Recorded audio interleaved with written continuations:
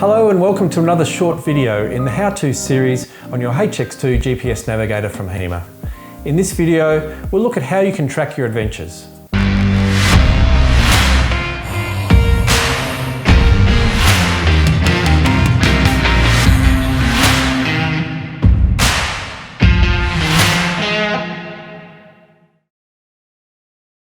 Hi, I'm Ian from Hema Maps. Tracking can be described as laying a track where you have been. Laying a track has the advantage of allowing you to backtrack the way you have come should you need to. Tracking will work in the on-road, off-road and adventure maps modes.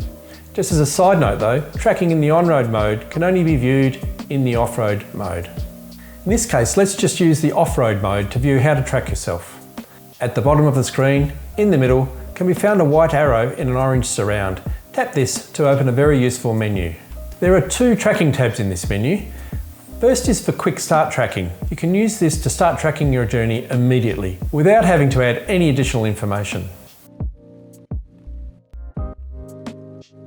We are now tracking our journey, and as we move along there will be a colour line behind us which will show where we've been.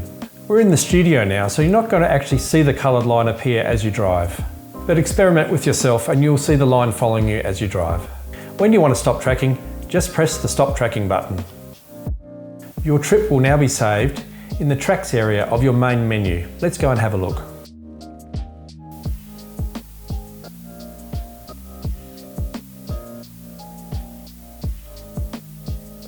And here it is at the bottom.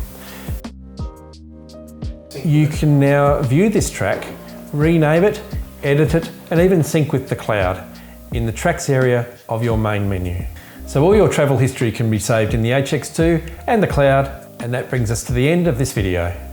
In the next video, we'll talk about how to record a waypoint.